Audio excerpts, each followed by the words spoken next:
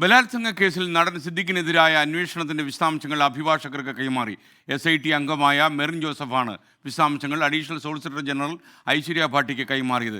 കേസിൽ നിലവിൽ സിദ്ദിഖ് ഒളിവിലാണെന്ന കാര്യവും കോടതിയെ ബോധ്യപ്പെടുത്തുമെന്ന് അറിയുന്നു. വിനിത VG ഡൽഹിയിൽ നിന്നും വിവരങ്ങളുമായി ചേരും. വിനിത, പറയൂ.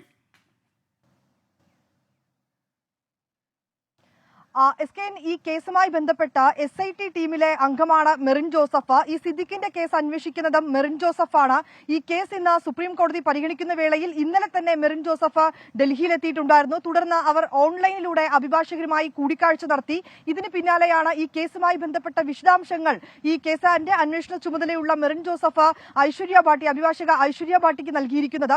അതിൽ ഏറ്റവും പ്രധാനമായും ഈ സിദ്ദിഖിനെതിരെയുണ്ടായ അന്വേഷണങ്ങളിൽ ഈ അന്വേഷണ സംഘം നടത്തിയ നീക്കങ്ങൾ, ഒപ്പം തന്നെ ഈ മസ്കറ്റ് ഹോട്ടലിൽ നിന്ന് ലഭ്യമായിട്ടുള്ള തെളിവുകൾ, ഈ പരാതിക്കാരിയുടെ മൊഴി അനുസരിച്ച് അന്വേഷണ സംഘം മുന്നോട്ട് പോയിട്ടുണ്ടായ നടപടിക്രമങ്ങൾ ഉൾപ്പെടെയുള്ള കാര്യങ്ങൾ, ഇവരുടെ പക്കലുണ്ടായ സാക്ഷിമൊഴികൾ ഉൾപ്പെടെയാണ് ഈ ഘട്ടത്തിൽ ഐശ്വര്യ ഭാട്ടിക്ക് നൽകിയിരിക്കുന്നത്.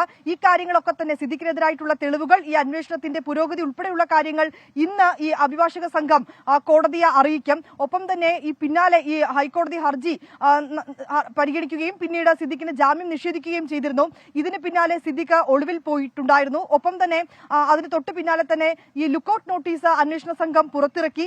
ഇപ്പോഴും സിദ്ദിഖിനായിട്ടുള്ള അന്വേഷണം അത് ഏത് രീതിയിൽ പുരോഗമിക്കുന്നു ഉൾപ്പെടെയുള്ള കാര്യങ്ങളൊക്കെ തന്നെയാണ് ഇന്നലെ ഈ കൂടിക്കാഴ്ചയിൽ പ്രധാനമായും ചർച്ചയായത്.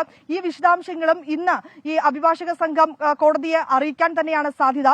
കഴിഞ്ഞ ദിവസം ഈ കൂടിക്കാഴ്ചയിൽ ഏറ്റവും പ്രധാനമായി ചർച്ചയായതും ഇതുതന്നെയാണ്. കാരണം ഈ കേസുമായി ബന്ധപ്പെട്ട അന്വേഷണ സംഘത്തിനെതിരെയും ചില ആരോപണങ്ങളടക്കം നിലനിൽക്കുന്നുണ്ടായിരുന്നു. അതിൽ ഏറ്റവും പ്രധാനമായിട്ടുണ്ടായിരുന്നത് ഈ സിദ്ദിഖിനെ ഈ ഒളിവിൽ കഴിയാൻ, ഇത്രയും നാളായിട്ടും ഒളിവിൽ കഴിയാൻ അന്വേഷണ സംഘം ഒരു സാഹചര്യം ഒരുക്കി കൊടുക്കുന്നുണ്ടായിരുന്നതായിരുന്നു അതിൽ ഏറ്റവും പ്രധാനപ്പെട്ട ആരോപണം.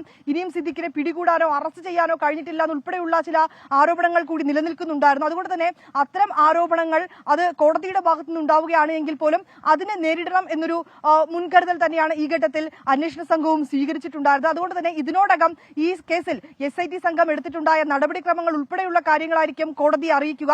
ഇതിനാസ്പദമായിട്ടുള്ള തെളിവുകൾ, സാക്ഷിമൊഴികൾ ഉൾപ്പെടെ അന്വേഷണ സംഘം ഇന്നലെ ഈ അഭിഭാഷകയ്ക്ക് കൈമാറിയിട്ടുണ്ടായിരുന്നു. ഐശ്വര്യ ഭാട്ടി ഇന്ന് ഈ കാര്യങ്ങളൊക്കെ തന്നെ കോടതിയെ അറിയിക്കുകയും ചെയ്യും. സിദ്ദിഖിനെ സംബന്ധിച്ചിടത്തോളം ഇന്ന് ഏറെ നിർണായകം തന്നെയാകും.